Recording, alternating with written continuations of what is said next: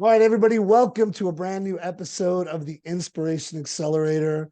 I am Michael Sonbert here with not one, but two guests tonight. And this is the first time, folks, I've got to tell you that I was ambushed here, but in a good way.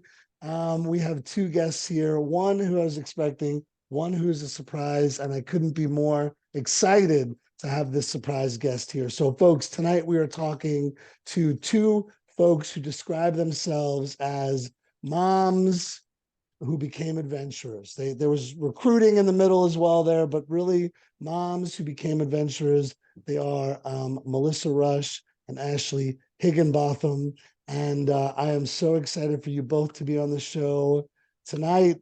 How are you doing? What's going on? We're so excited to be here, Michael, and thank you for having us and letting us kind of talk about our lives. And we feel really fortunate to be able to do this with you.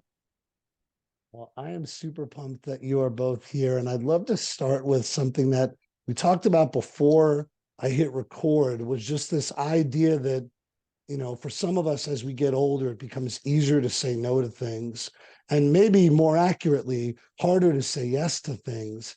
And you both have been saying yes to quite a few things lately. So before we even get to those things, talk about this phenomenon. Maybe it's not a phenomenon because I feel it myself of like, yeah, it's just easier to it's easier to stay home. It's easier to say no. It's easier, yeah, like what talk to us about that feeling and what does it come from, do you think? It's so true. Ashley and I were speaking a few hours ago, and we were saying, when you're young, everything is new for you, right? You don't have a choice. When you're a child, it's your first day of school, or your mom makes you eat a new food, or you're driving a car for the first time, or you're going off to college or starting a new job. Like all these things are new, but it's just part of life, right? You have to do it to kind of grow up. And then you get to a certain point in your life, whether it's in your 40s or 50s, and the idea of doing new things or scary things doesn't present itself as often anymore. And so it's just easier to just kind of get in a rut or kind of take care of your family or go to work every day and not experience new scary things. Or go or take the kids to their sports and get a little immersed in that, which is great, but then maybe lose yourself a little bit. And I realized when I discovered trail running with a group of friends, and once again, I didn't realize what I was missing. I just came back so much happier, and I was a better mom, a better wife, a better friend, all of it. And it just really filled something I didn't even know I was missing. But I got so much joy from being out there and just kind of experiencing that. And then my kids saw that I didn't wait around for everything, that I was doing my thing. And I think they enjoyed that, seeing me do that too and be happy. Well, I'm hearing from both of you kind of the like a different version of the same story, which is around like it becomes easier the more that muscle's being flexed. Melissa, to your point about you learn to drive a car and you learn to do this and you're doing all these things for the first time, and it's almost like you're practiced in doing scary and new things. But Ashley, to your point, you get into that rut of the kids' sports, and I don't even want to call it a rut. That's the Right. wrong Yeah. term Yeah. because Yeah. I love I love taking my kids to sports, and for Yeah, me, it's right. such a gift. And one, quite frankly, one of my guys, he has really trouble with stuff like that. So because of his disability, so for me, it's like it's so amazing to see the kids out there doing that stuff. But Yes. to your point, we can become really used to that as really the only thing. Yeah. And is it easy to forget about ourselves in the process in some ways? Totally agree. Well, you get tired, right? I mean, you're just going through. And so I had more energy when I would do these things, or I would, while they were at practice, I would walk or run around their soccer field or their ice rink or whatever. And I was there and I was present, and they knew that, and they knew I wouldn't miss anything, but they also knew that I was doing something really cool too. And then they showed up to all my events, Yeah. which, couldn't have made me any happier to have their support too. I think you're right though, Mike. So and I think you're aware of this. I know you are, but Jesse Itzler, we have a commonality there, I'm and his sure, yeah. big ass calendar. Yeah. So about 3 years ago, I got the big ass calendar and I sat down with my coach and I put on the calendar, which is kind of, it's a way of looking for anyone that doesn't know what it is. It's a way of kind of putting the full year in front of you and planning ahead and being very deliberate with your time. So, okay, here's everything that's coming up in the coming year. And I sat with my coach and I put it all out there. And then he said to me, and I said, we sat down together and I said, well, this is when my husband Rick is going fishing in Alaska. This is when the kids are going to camp. This is when, we're having some family over. And he, at the end, he said, Melissa, there's nothing on there for you. Like, Yeah. where are you in all this? I said, well, this is all me. Like, this is me. Like, but he's like, no, there's nothing on that calendar specifically where you are challenging yourself or you are stepping outside your normal like family day-to-day activities. And he was right. And I was like, oh my God, you're right. Like everything on there, nothing on there was specifically for me. And so I think to your point, Michael, you're absolutely right. It's very easy. Not that it's bad. It's just very easy to get caught up in the day-to-day life of running a family and being a mom and going to work and not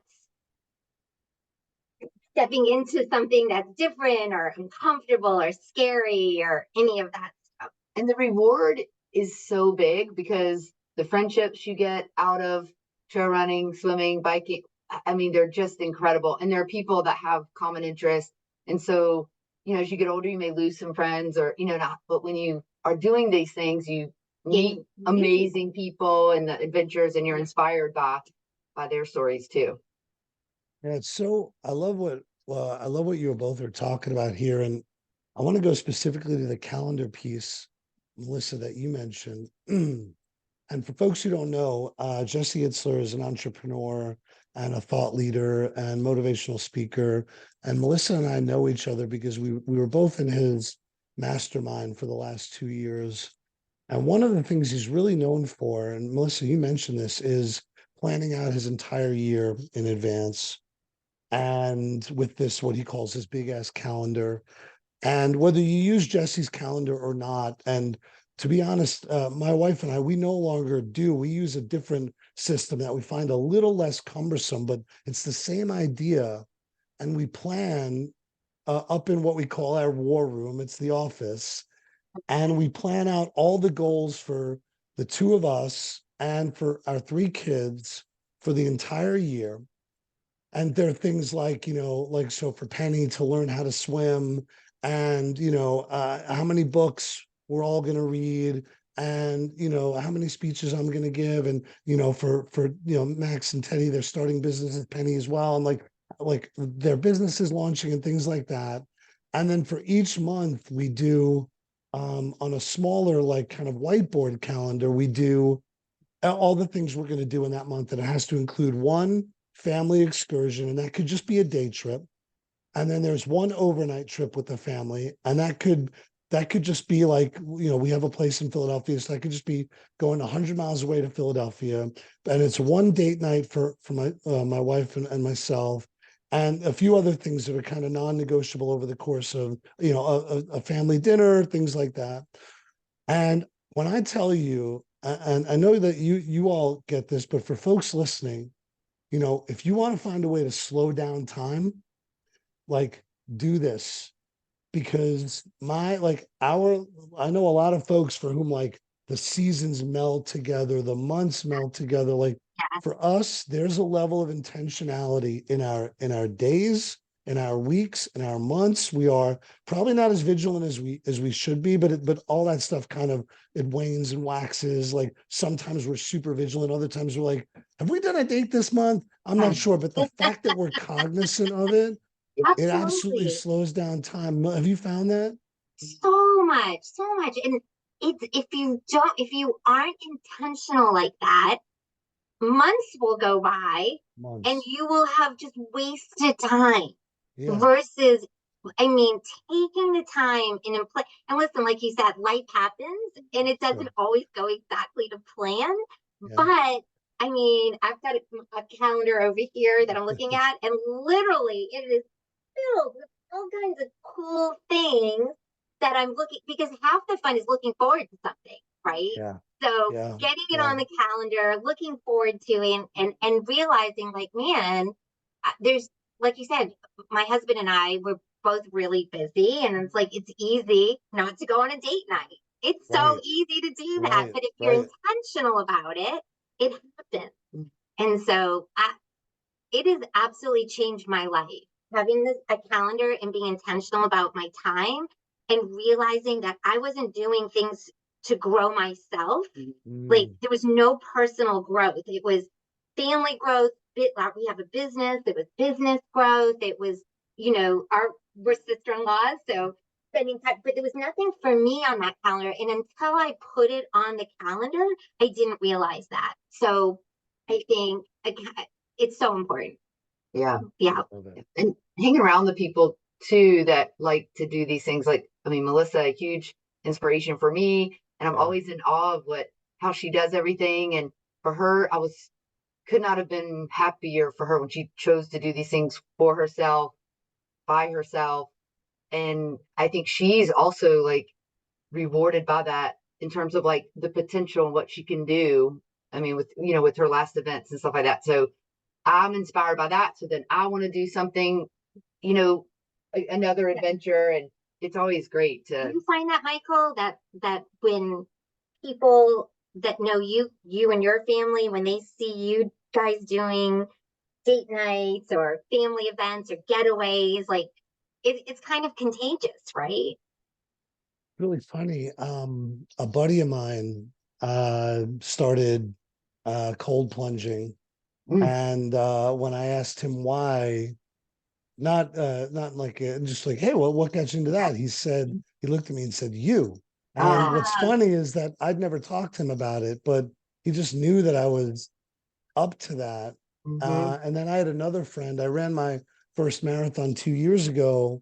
Another friend who was, dabbled in running, who signed up for the New York City Marathon and trained for 7 months and just absolutely crushed it. And he didn't explicitly say that I influenced him, but like we talked about it, and like I know it was like a little bit of a part of it. So like, yeah, and all that stuff. And by the way, it's vice versa. When I see people doing Yes. really cool stuff, because to your point, it's it's so easy to not. One of my Mm-hmm. wife's like best lines is like, it's much easier not to, and it's so much easier not to.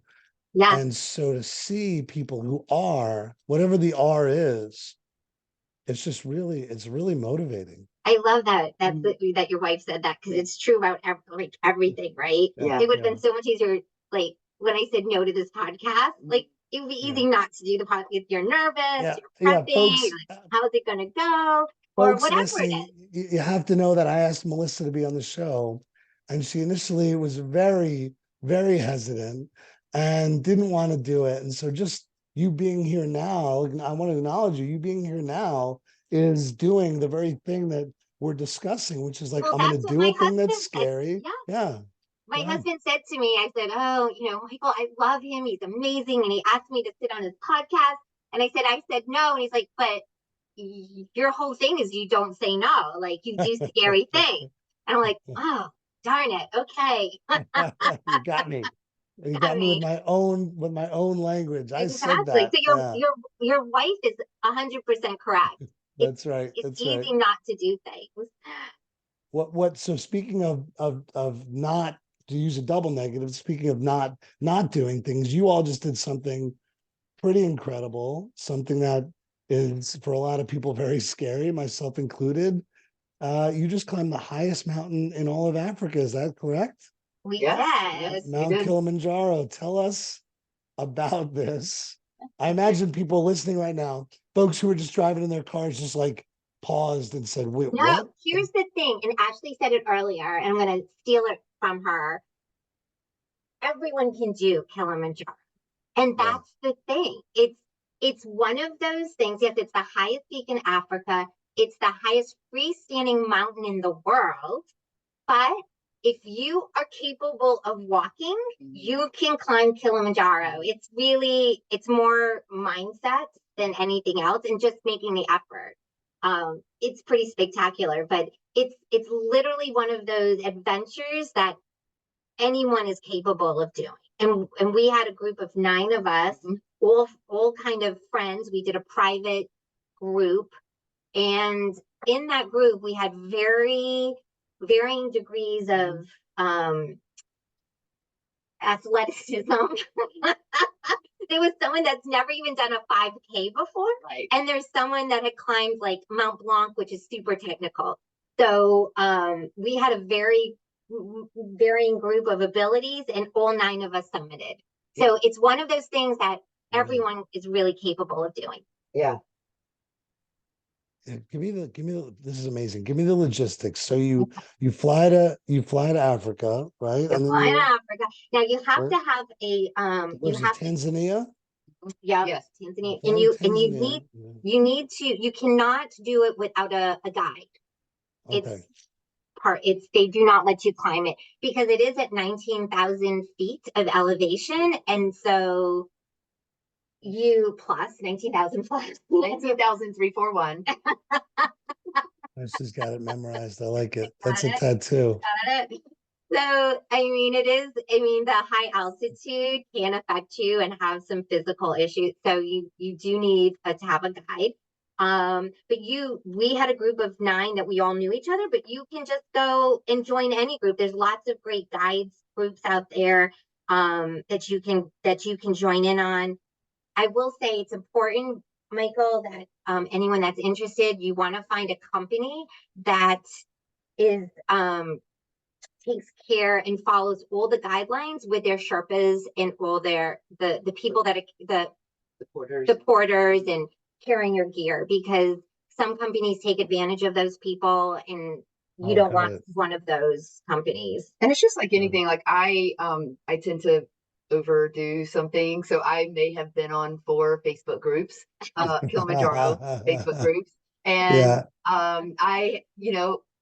Melissa was one of them. I had to take in the good, but also learn about the challenges if you picked not a bad group, but if you just didn't do some things that they recommended, and you can filter that out. But for my research, there were some great recommendations and reputable things that come out of that. Reputable companies, absolutely. But that's like the key, and because when you go, like for 9 of us, we had 40 porters and Sherpas and chefs and guides. There were like 40 people supporting 9 of us, basically carrying our gear, setting up our tents, cooking for us, carrying the water, boiling the water. Yes. Doing health checks twice a day. So there's a lot of support people for you when you're doing this climb.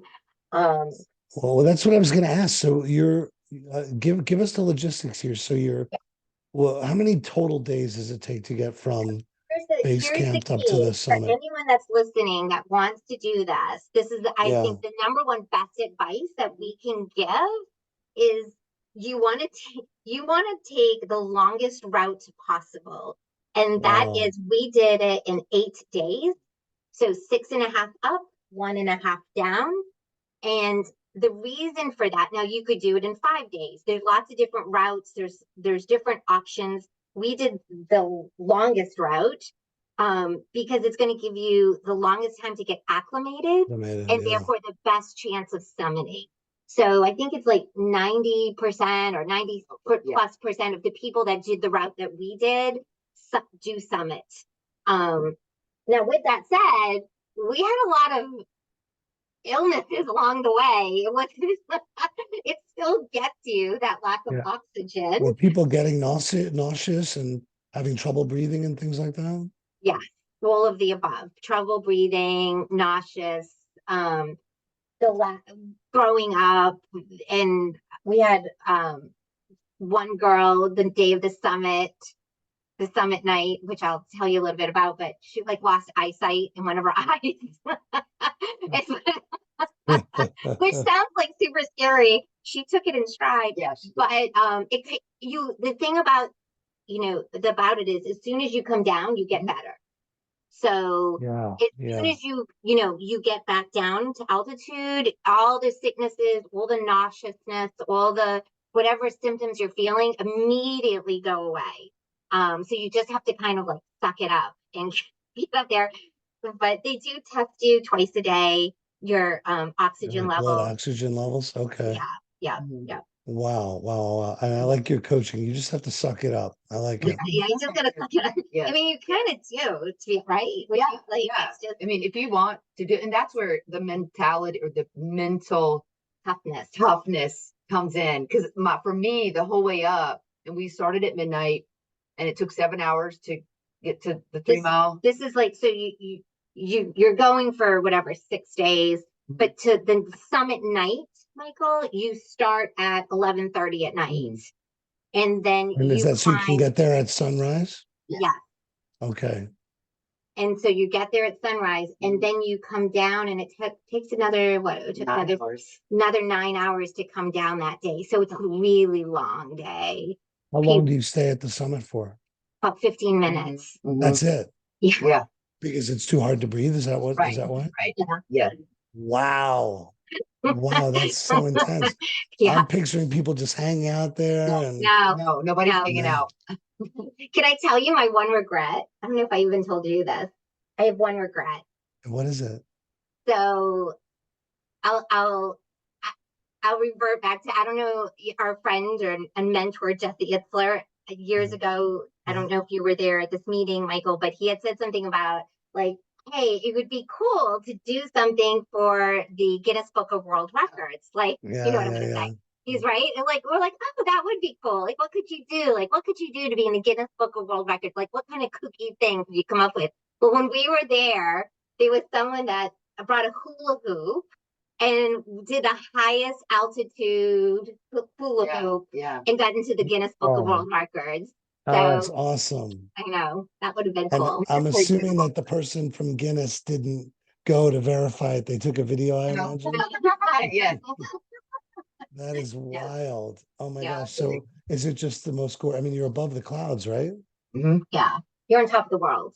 Yeah. It was beautiful. Yeah. It was incredible, really.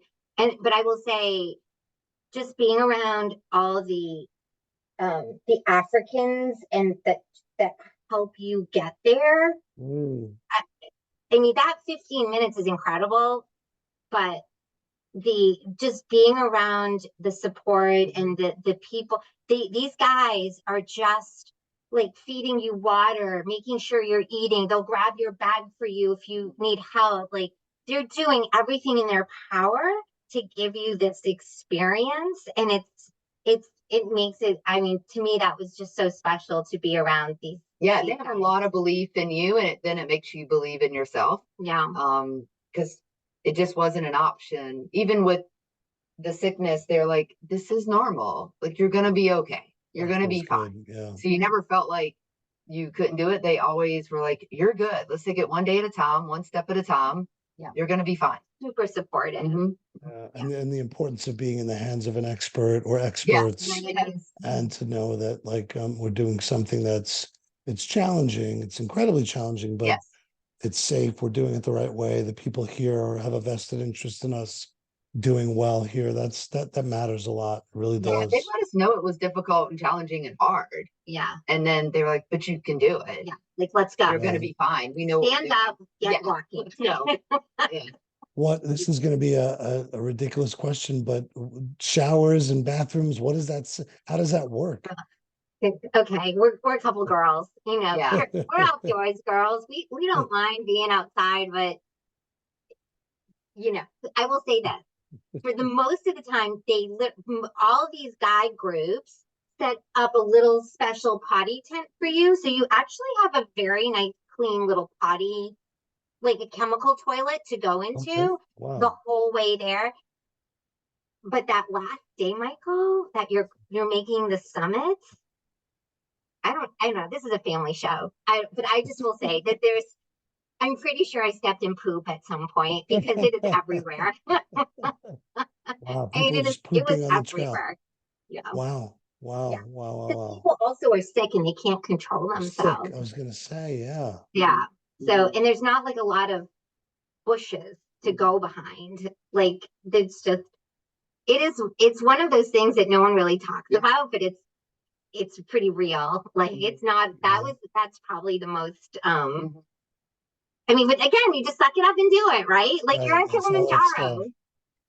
It's amazing how fast that happens, right? I mean, and I don't have a ton of experience with that stuff. And I've certainly never climbed anything of that height, but it is amazing when you find yourself like, whether it's out in the woods or in some sort of like extreme circumstance, how quickly you adapt and how that becomes like, well, this is just my reality now. It's a, Yeah. so Right? true. It happens That's so fast, right? true.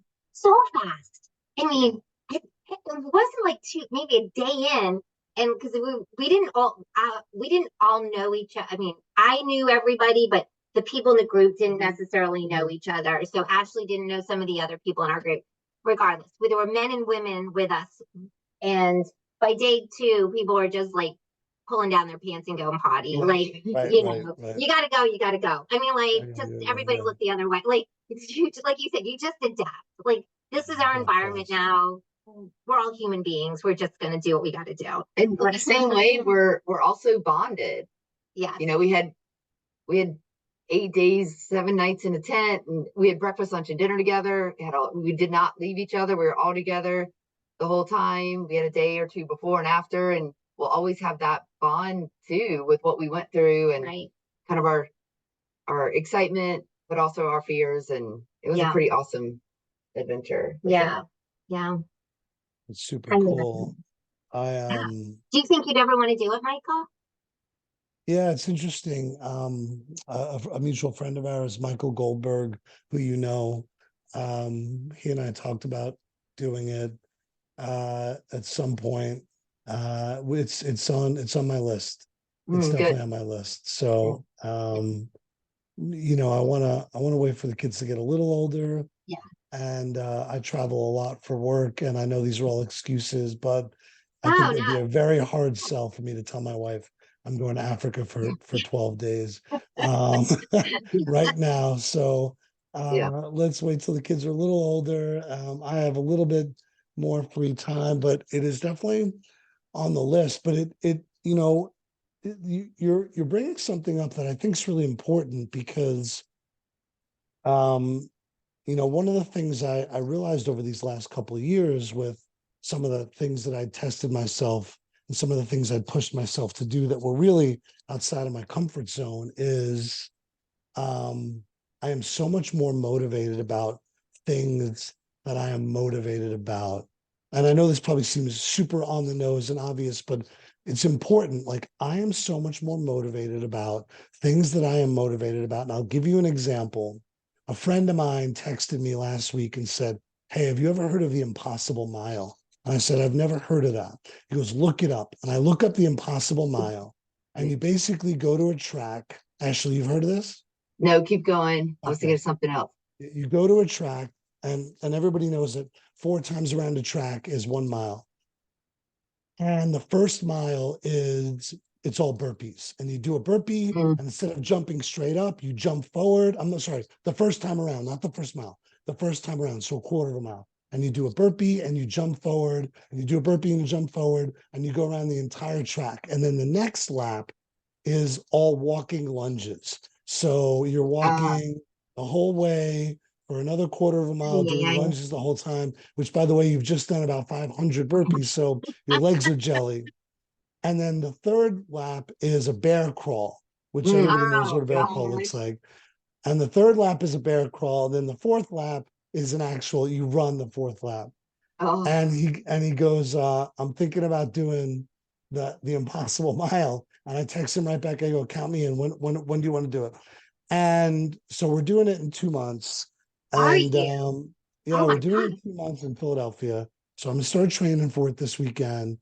But my point is, like, I love stuff like that. It's probably going to take us, I don't know. It'll be probably be under an hour, but we'll see.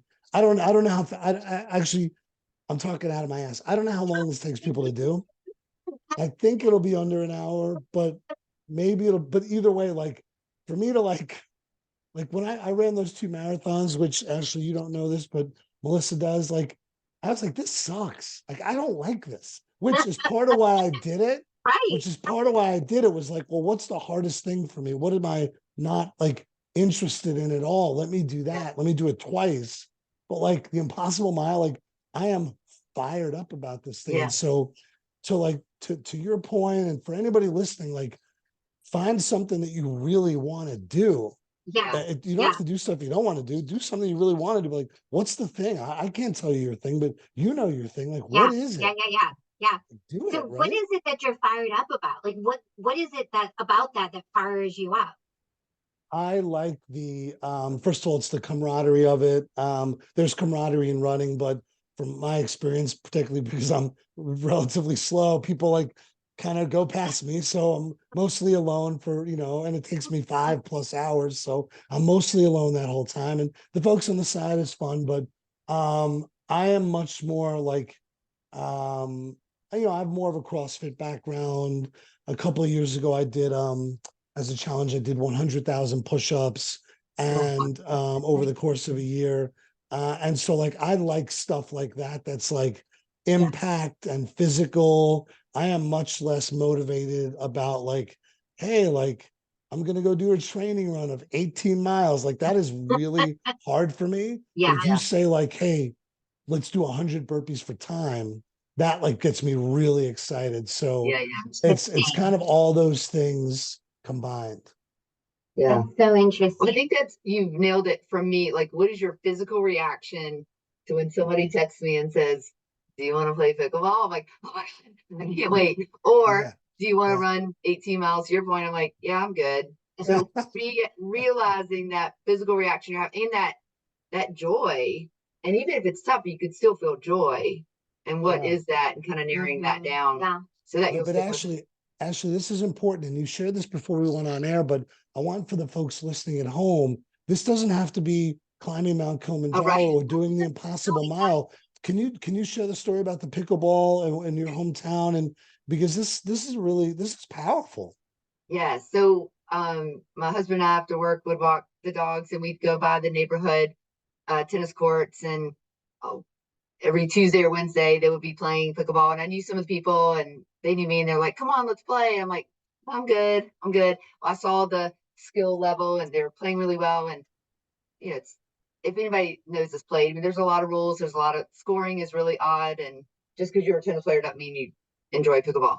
And so you're intimidated. I was intimidated. Yes, exactly. And I didn't want to look stupid. Well, then I got an email that there was somebody that was going to be doing pickleball lessons. I was like, that's something we can look into. And then I did pickleball lessons and started falling in love with it. And then, fast forward a year later, I am on the text chain. I am joining every Tuesday or Wednesday night that we play. And I come home and I just love it. I mean, I was having like an off week and my husband's like, are you going to get out there and play pickleball? Like, does that come back? But it's like something that you were scared of and intimidated and people were begging you to do, but you didn't do because you were just nervous about it. And now it's like such an important part of your life. Like it's crazy what we stop ourselves from doing because we don't want to look foolish. Yes. You just took the words right out of my mouth. So much of it is, I don't want to look foolish, and we'll tell ourselves or we'll tell others how busy we are. Yes. But you two are both crazy busy. I'm crazy busy. We know lots of really successful people and lots of people who do insane stuff who are incredibly busy. Very few people are just independently wealthy and like just like figuring stuff out and whatever. I've got weeks at a time to do this. Like if you want to do it, you'll fit it in. Yeah. I mean, there are a lot of back people. To the calendar, right, Michael? Go ahead. Yeah, the calendar, right? Yeah. It goes back to that. Like if you plan it, it will fit it in. But if you let life just get away from you, then of course it's not going to happen. You have to be intentional and it will fit in.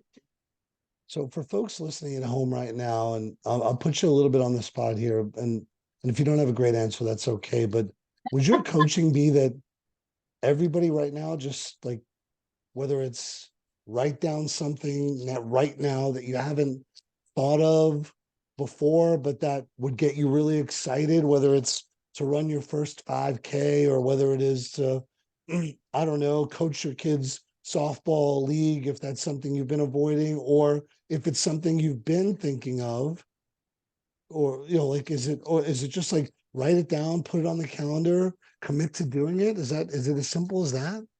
I think that is part of it for sure. I think absolutely. But and when we were, Ashley and I were talking earlier, it doesn't, like you said, Michael, it doesn't have to be like climb Kilimanjaro or, Right. do this impossible mile. Like I can't even imagine doing that. It can be something super simple that there's something so rewarding about doing something that's hard or that you're Yeah. nervous about or you've never done before. I mean, for me, it goes back again to that. Like, I remember like going off to college and I remember my parents dropping me off and walking across like the courtyard with my suitcase. Mhm. And I was so nervous. And then you become a different person from that. Like getting Right. past the fear, just you grow so much. So yes, finding something that you're a little uncomfortable with, I think is important, whatever it is. Write it down and put it on the calendar, but also be on the lookout to say yes. Mhm. And that's what Mm, Ashley and I were talking about that too, because things will present themselves to you all the time. that's right. All the time. My sister called me a few weeks ago and I was heading up to Massachusetts for the weekend and she said, "Hey, would you come to pole class with it?" She takes like a pole class, like pole dancing Pole class. dancing. And let me Okay, just tell cool. you, my sister could be a librarian. She's very conservative, but she does this pole dance. She's been doing it for years. And I immediately said, no, no, like I don't have the upper body strength. What am I going to wear?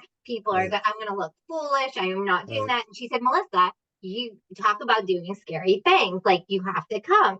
So like, and I was like, oh, okay, I'll come to pole dance class with you. I'll do it. Um, so I would say like, be on, and I was so happy to do After we did it. How did it go? How did it go, by the listen, way? like, listen, could I lift myself on that pole? Absolutely not. You can't see the pole. I'm like, I mean, I was a mess, but it was so great. It was so fun, and I had quality time with my sister, and we just had a wonderful time. And so, I would say, like, if you are on the lookout, things present themselves to you all the time, and you just have to say yes. Stop saying no to things. Yeah, it was years ago and I was hemming and hawing about running or whatever. And she's like, just sign up for a 5K. I was like, you think I could do a 5K? She's like, yeah, Mm, you can do a 5K. And mm, then as the last 20 years, it's been one of my friends wanted to do swimming. I was like, you think we can swim? I mean, just look, or even do pottery or glass blowing. Like I took mm. just little things to kind of get you out of that comfort zone, but also bring some enrichment and excitement and joy. It could be anything. It could be like starting to journal. Like, I don't know, Yeah. as easy as whatever it is, just do it. Yeah. Pick up the phone and For yourself do it. not just for your family, not just for your husband or your kids, but do something for yourself. Yeah. Because they will benefit. Your family will benefit from you enriching your. I'm sure, like Michael, when you ran your marathons, like your whole family were like celebrated with you. Your kids, I remember seeing your kids like Yeah, so yeah. excited. Like you were doing it for you, but ultimately your whole family benefited from that. Yeah. And when you signed up, like, what was that feeling when you're like, oh my God, I just like Signed up for a signed up for marathon. The first one was, I signed up on like, 6 or 8 weeks notice, Oh my gosh. never having run more than, a couple miles before. So, Yeah. I think there was more what you don't know that you don't know. In fact, the night before the marathon, when I guess other people were nervous, I was so confident. And I Yeah. was like, I'm gonna crush this thing. And for like 16 miles, I like kind of did. And then the last 10 miles was like, it took me like longer than the first 16. Uh-huh. And then last year I was much more well trained. And so signing up for that was more of like, I've got to get kind of like revenge on this course. It got the better of me. Unfortunately, my hamstring at mile 19 and a half decided to lock up. So I didn't finish nearly as strongly as I would have liked to. But the point You're to an your animal. point, Ashley. Well, I don't know about that. Maybe I'm just a glutton for punishment, but actually, to your point, there's something about the signing up for the thing, and even if it is a 5K, I mean, unless you have an injury or something like really going on, and so then like we're not doctors, so don't do anything that's going to hurt yourself. But like if you're just like regular, you can Yeah. run 3.1 miles. Like you can Yeah. do it. And by the way, you might stop to walk Yeah. 15 times. Who cares? But I ran my oldest, who's 10. We ran a 5K over the summer, and a quarter of a mile in, he was like, "I can't do it. I can't do Yes. it." I'm like, "You can do it. Yes. Like I'll walk with you when you need to, but we're not going to quit." And 2.5 miles in, he's skipping Yes. because he like got through the Yeah. like, this is uncomfortable. It's hard. This is harder than I thought. It's just hard. I want to stop. Like we want to remove the pain. We want to remove that stimulus. But like but we walked a bunch. She was like, "Can we take a break?" I'm like, "Absolutely." And we like walked. And it was Yes. fun. And then like it was cool. And so then when the race was over, I was like, well, I didn't really sweat as much as I wanted to. Let me run back and go find my daughter. So I ran like a Yeah. mile in this direction. She was with other people. And then I got to run back with them. But it was still like anybody listening to this, you can do that. If you want to, you Yes. can, you Yes. know? Well, and what I also love is exactly what your son learned. The lessons in the Yeah. pain. And I don't know what to call it pain, right? But the lessons in the obstacles. And when you overcome those obstacles, you're like, wait a minute, I could. You're invincible. You Yeah. feel invincible. Yeah. Yeah. It goes into your bank forever. Yes. It does. And then when you're confronted with Yes. something, I suffered from the crippling panic attacks in my teens, and was barely able to leave my bedroom for like 2 years. Ah, It was like the most formative experience of my life, even more than my mom passing away, because I was on like a college track and I was an athlete, and all of it went away.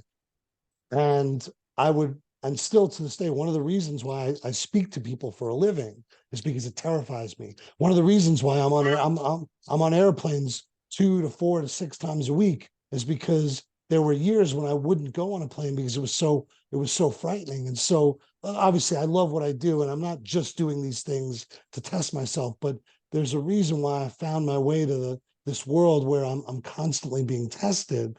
But what I would do, and what I would remind myself when I would get into a place of being really anxious is like, dude, you've flown to Hawaii, like you've flown to all over Europe, like you can hop on a flight from New York to Boston, like you got this. And right. so to your point, like when the hard times come up, you get to say like, I've climbed Yes. Mount Mm-hmm. fucking Yes. Kilimanjaro, Yes. right? Like, Yes. so Yes. like I can handle this client Yes. who's Exactly. frustrated with me. Like I can Yes. handle this. Like I sprained my ankle. I can handle this. And I, 100%. Yeah. right. And I think for a lot of us, we think the reward is watching Netflix, but and I'm not like I watch Netflix. I'm not putting it down, but No, no, like I love me Yeah. some Me Netflix. too. Like, I'm gonna go do that soon. But like it's not the only it can't be the only thing, right? yeah. Yeah. No, I 100%. I think that out of all the things we talked about on this podcast, to me, what we just talked about is the most important because when you struggle and you get through it, like you said, Michael, you bank it for the Yeah, thank future, you. and Yeah. you will have that for the rest of your life.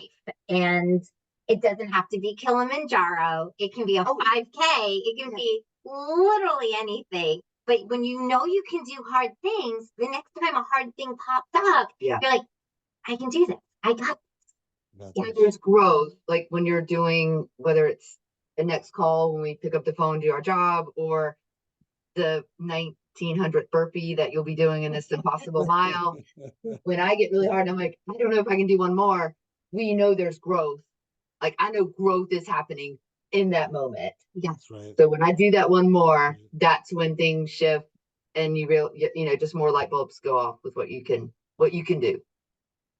Well, I've got to tell you, I am totally blown away by this conversation. I'm so thankful you both came on. The show is called The Inspiration Accelerator. I think we surpassed that title. Folks, I could picture people now clicking on, signing up for 5Ks, starting to write the book that they've been wanting to Let's write, do it. pottery, whatever it Pickleball, is, pole pickleball, dancing. pole dancing, boxing, whatever it is. But really, truly, Melissa and Ashley, I cannot thank you enough for coming on. It's been amazing talking to you. So inspiring. And thank you both so much. We love you, Michael. You're the best. Thank you for having us. Well, thank you. That. Everybody, until next time, we'll see you on the Inspiration Accelerator. Have a great week and sign up for something and email me. Tell me what it is. All right, everyone. We'll see you. Thanks so much.